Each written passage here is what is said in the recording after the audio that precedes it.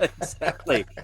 Man, it's so great. I love your note. Thank you so much. It's so great to read. I love what I do, but I love the rendezvous when I can get back in and we can delve a little bit further into, a new book and new venture, things that are going on. It just shows that forward progress. I love it, man.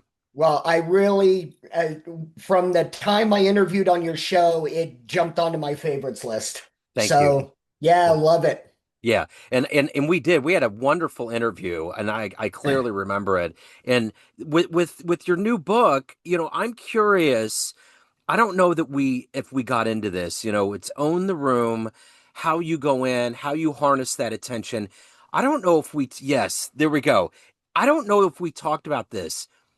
What is one of the best speeches that you ever witnessed in your life? When you were in a room and you watched somebody walk in from the minute they walked in to the minute they left, that there was a command, there was something special. Did you have a memory like that? Yeah, I used to work for a pharmaceutical company, and the VP of training and development was captivating. He was the type of person that when you sat down, you knew you were in for something good. Yeah. And so every time we had a national meeting where he spoke, every time we had a meeting where he got up front, you knew it was going to be fantastic. And I was fortunate enough to work for him. Yeah. So I really enjoyed that time there, but he was a person that I really strived to be like. So, what was kind of the idea of writing this new book? How did it begin? How long did it take? What was the real force that made you say, I'm putting this out into the world? Yeah. Is this the pre-interview or is this the No, no, interview? no. I usually, yeah, sorry, man.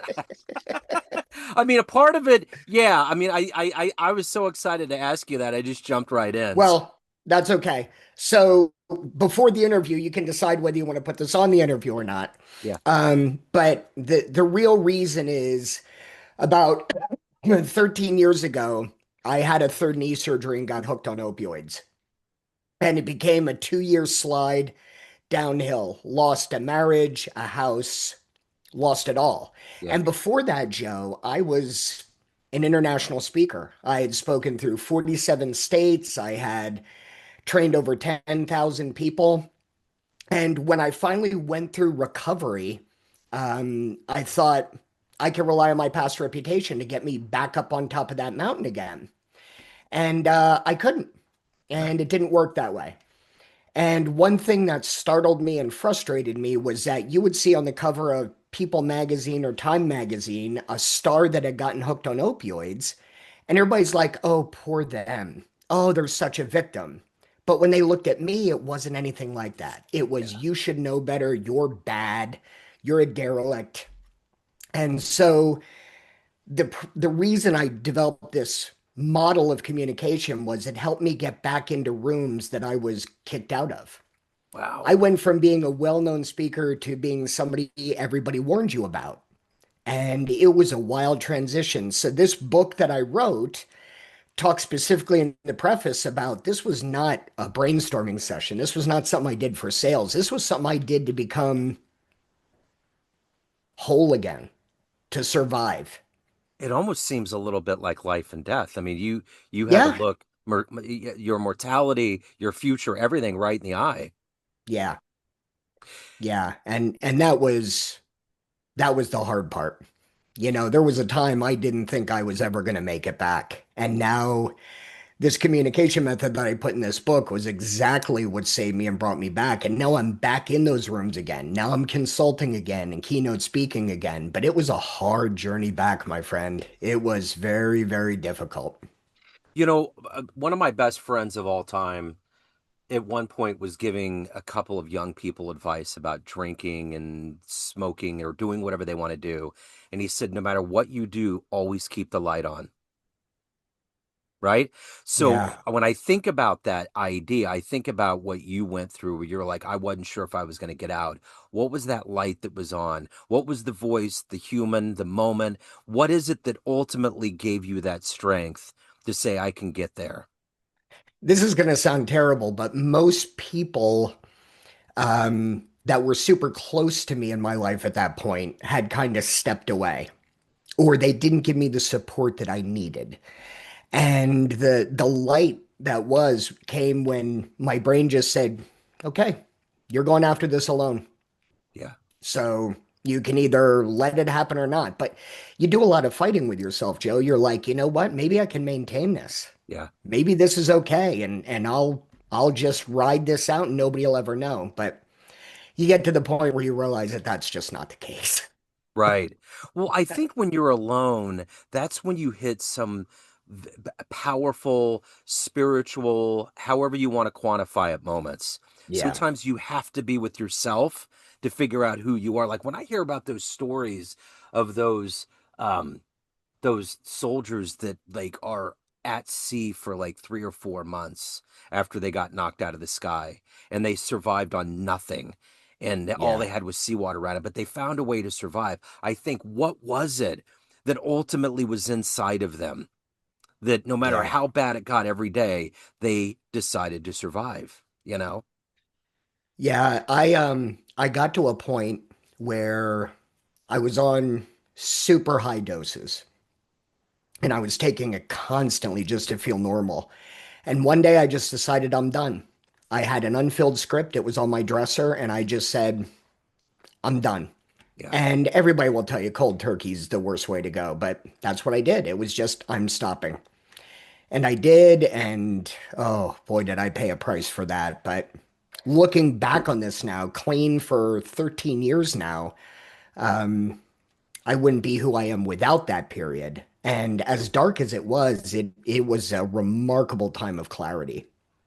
I always remember that movie with Leonardo DiCaprio, The Basketball Diaries, where he had. Oh, I don't think I've seen it. Oh yeah, it was one of his early films, but it was about a poet and a writer in New York that got hooked on heroin, and he had to go. I think he was in a rehab facility, and they had to lock him up, and he went through that whole process of just sweating it and going through it, and Yeah. it was watching that on film was excruciating to watch. And you know what? I also think having a jazz radio show, I've read a lot about Charlie Parker, like he is the god in the jazz world, but he got hooked on heroin because he got Oh, on opiates because he got in a car wreck oh and it was boy. pain management like what you went through, and it went to the Yeah. next level, and it was always a part of his life. And the reason why I bring that up is I think in his lineage and with what you went through, what was the alternative? If you had to do pain management, what was the alternative? If you could go back and say, why don't we tweak this so I don't get addicted to it, what are you going to get on that alleviates that pain? Like,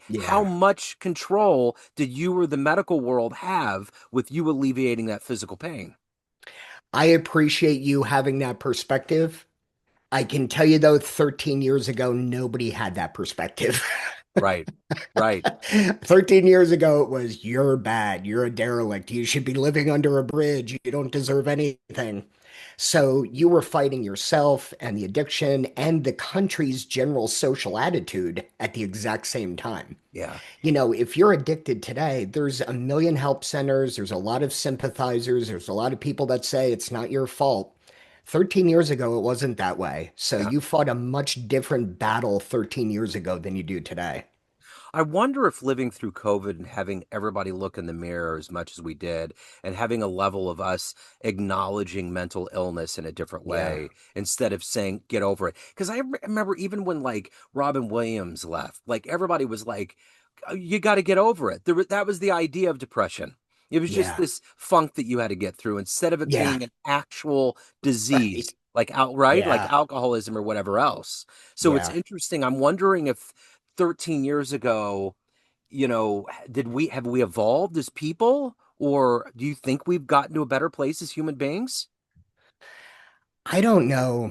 You know, I often wonder what marked the transition. And I think it's just enough public people hitting that point where they're speaking out that causes a trend to shift. You know, I remember Philip Seymour Hoffman when he went through his and then he wound up dying. And, Huh? you know, Michael Jackson and Heath Ledger, you know, they all went through their torment. The one thing I can say about celebrities is they do bring those things to light, which I appreciate. Yeah. Um, One thing I still struggle with, my wife and I will watch a movie and I'll see somebody acting and they go through withdrawal in the movie. or in the show and they're Uh-huh. acting through withdrawal. And I say to my wife, nobody can portray the pain you go through in withdrawal. It's just Nobody. like, well, it's just like war films. When Platoon came out, everybody, all the veterans were like, that's kind of cute, but Right. no, that's not what's going on Yeah. here. You know, Yeah. and I think what this conversation opens up a bigger door. I remember when I finally decided to stop smoking. I went hardcore. I remember I had an apartment. I was a single guy. I was hanging up pictures of blackened lungs and all these stats. I was keeping a journal. I was chewing gum. I was just sitting there tapping on everything and probably driving people crazy. But I was like, I'm not going to take gum. I'm not going to do patches. I'm going to Yeah. go right inside my brain chamber and I'm going to be done with it. And I did it before I had my son, and my son's never ever seen that part ever. Like that was the gift I was going to give him. No cigarettes. Because I remember when I smoked, my dad was crestfallen. He was like, "How the hell did I have kids that just smoke cigarettes?" And it was like, that's all we saw you do. It's all I saw him do. Do as I say, not as I do, right? Yeah. You know, Yeah. And how did you get through it, Joe? it How was long did that. it take you? Oh man, it was probably I tried it a few times, but that particular time, I think it took me a few months and then I was done. And I remember my dad used to always say, I have a dream every night where I'm smoking a cigarette. I don't have that. And when I look at people smoking and I smell it, I'm good. I'm out. But I used to love it. It was a thing that was a part, in the 90s when I worked Yeah. downtown in a big high rise, it was the romanticism of getting on the elevator and going down and hanging out with all the smokers, taking it in, watching life, going back up. There was this routine after Mexican food, after being with that special person, that whole thing. But you Yeah. got to get to a point where you reverse all of that and make another habit come in instead of Yeah. it being, I'm going to get weaned on a piece of gum or whatever. And my point that I'm trying to make is when I see all these people shooting themselves to lose weight with this shot that's masking a bigger issue, that's dangerous. And they don't even know. I mean, I've heard stories of weird bone density things and like side effects that no one's really talking about. That kind of a thing. If you don't do exercise, cut back on donuts, drink more water, do things, it's gonna come back. It's a karmic reality that it's gonna come back in a weird way. Yeah. You Yeah. know? I don't disagree. I think there's a lot of things we do to ourselves in search for that stability, that homeostasis. Yeah. And it was the same with me with opioids. When I would get super stressed to pop an opioid, I would feel better in 10 minutes. Yeah. Right. And I don't have the craving at all anymore. But for the first year or so, it was like, oh my God, Yep. just one more would be great. Huh? And That's it it. would never be just one more. Yeah. Well, I think that's one of the dangers of this technology driven ease environment that we're in right now. I mean, you can DoorDash anything, you can get anything instantly, you can Yeah, mask all of this, and they normalize the fact that you can do things that are, you know, easy like that versus really working through it. yeah, That's the hard part. But when you work through something like that, getting over the opioids, you've set yourself up, I would think, on a top of a mountain where you feel like you could do anything. There has to a level yeah. of invincibility, correct?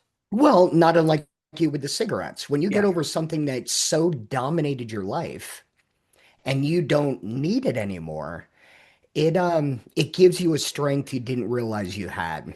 yeah, And I've since remarried to a woman who is absolutely amazing. And I think to myself, if it weren't for the opioid addiction, I'd still be in a marriage that wasn't working. yep. I'd still be in a job that wasn't working. I'd still be in a house that I really didn't care for. And honestly, my life is so much better after that. And I wouldn't recommend it to anybody. Right. I'm not saying go get hooked on something, then get through it and your life will be better. But for me, it was almost like it was a necessary thing to shape the trajectory of my life.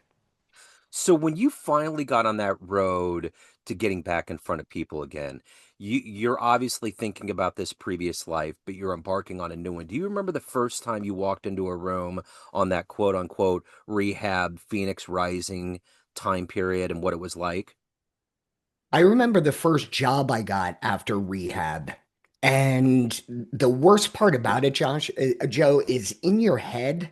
there's a war being fought, Yeah. and you're both sides.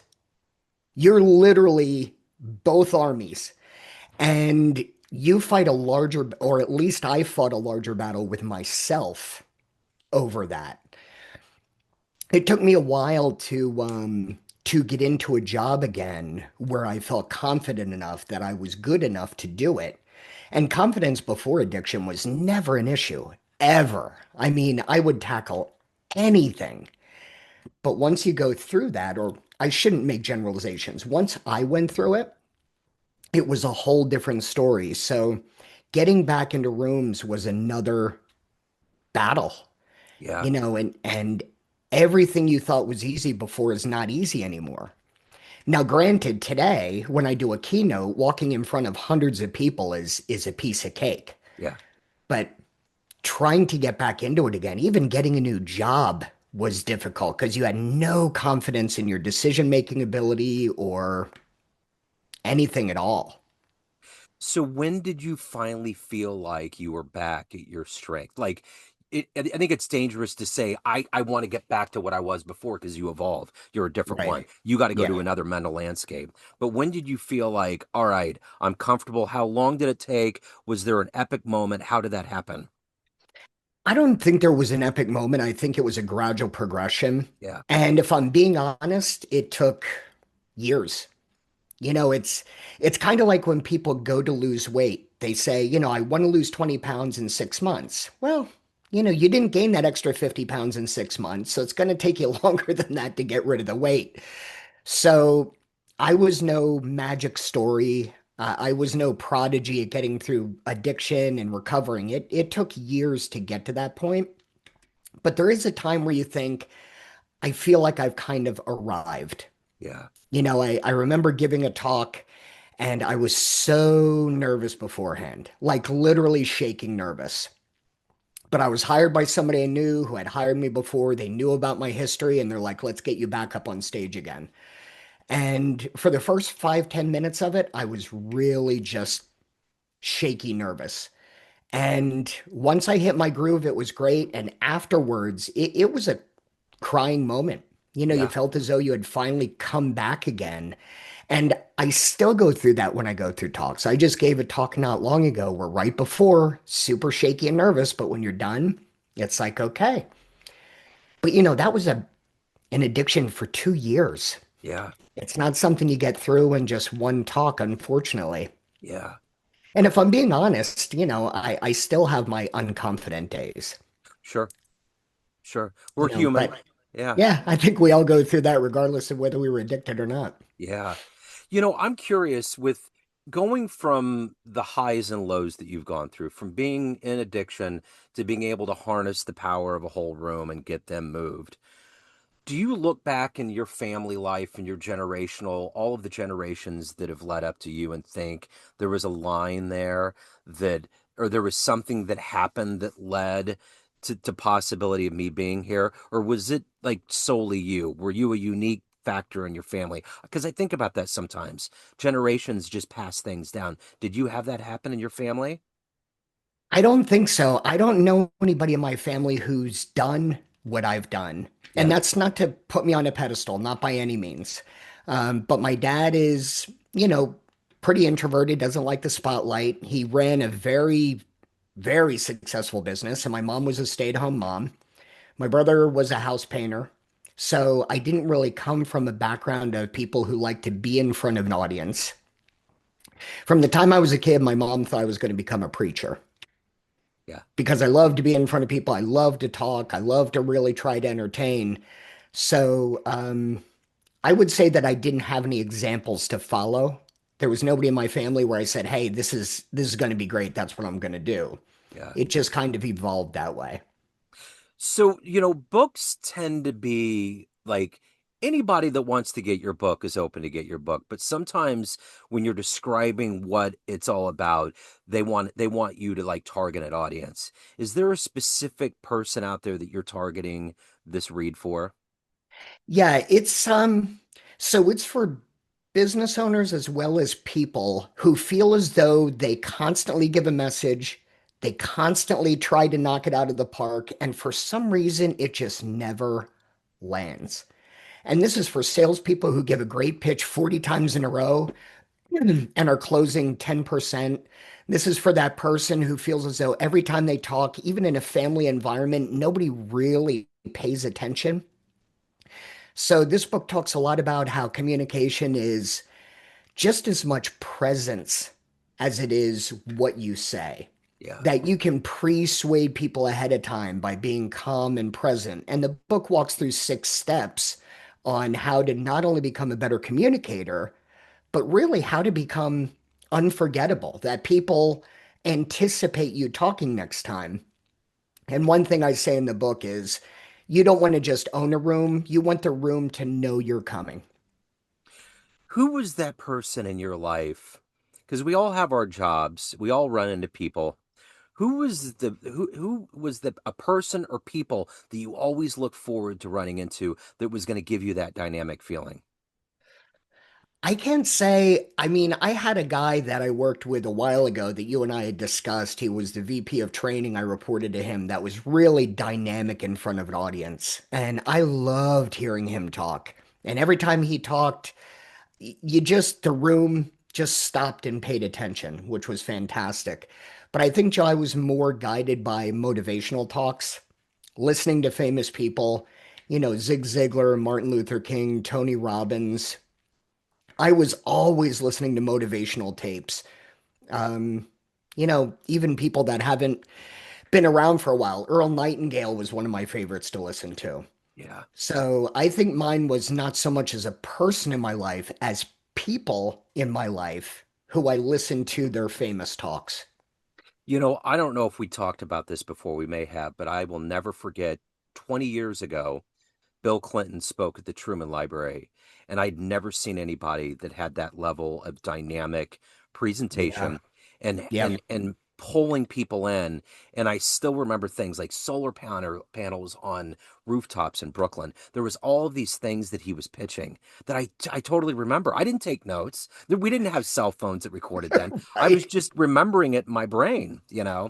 So it's amazing that people have been all of those people like I just listened to his biography. All these people still got nervous. JFK was terrified. And there's just all of these annals of people that are so comfortable in front of people, but they all have this level of nervousness. It's a part of that adrenaline buildup, I imagine.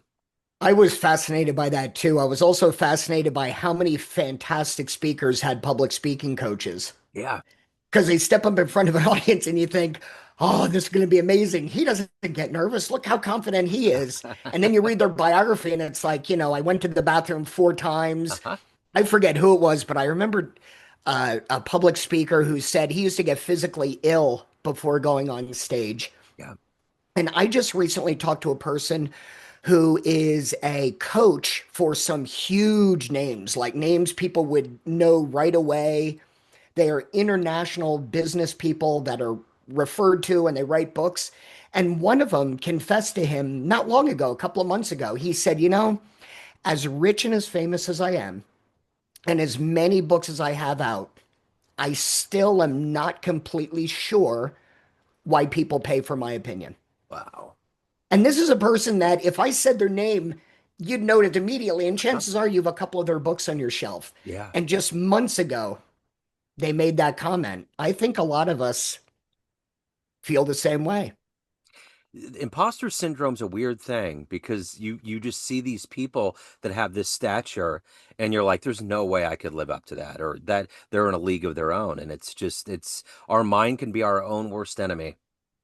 Yeah, it really is. And you can have, well, and you know this, Joe, you can have 5 successful days in a row, and then on the sixth day, you're like, I'm just, I don't know why I do this. Things Yeah. aren't working out right. Uh-huh. Uh-huh. And, I coach a lot of people right now through their business development. And I have a coach, Yeah. and my coach has a coach. And even my coach will say to me sometimes, I just had a crappy week and I had to talk to my coach to get him to pull me out of it. Yeah. And it's amazing. I taught the martial arts for 20 years. Yeah. And it always fascinated me that my sensei had a sensei who also had a sensei, Uh-huh. because you think your sensei is untouchable. Right. And, their sensei is still teaching them. Yep. So it's amazing to think about the fact that the people who you think have it all together Yep. really don't. They Yep. need just as much help as you do. Absolutely. So the new book, Own the Room, How to Communicate to be Seen, Heard, and Respected. If Yep. anyone wants a copy, they want to reach out, anything going on in your world, where do they go? They can go to Amazon and they can find it on Amazon. It's available through Kindle, hardcover, and paperback. If they want to find me, I am under Jake the Mind Mechanic on YouTube, Instagram, and TikTok. And the best way to reach out to me is on LinkedIn. Okay. There's a ton of Jake Stahls. I'm the Yeah. only one that looks like me. But I'm also, if you're just listening to the audio, I'm the CEO of a company called Orchestrate. That is a SaaS product. So you can find me through Orchestrate. Perfect. And I will put all these links in the show notes. Again, Jake, thank you so much for such a wonderful letter. I'm so glad that we had the chance to reconvene. And hopefully we'll do it down the road. We'll just keep moving this thought forward. That's great. And Joe, thank you. I love your show. And I'm Thank you so so honored much. you had me back. Thank you. Absolutely. Thank you, man. Best of luck with everything. Happy 2026. You too. Thank you, Jake. Take care. Bye.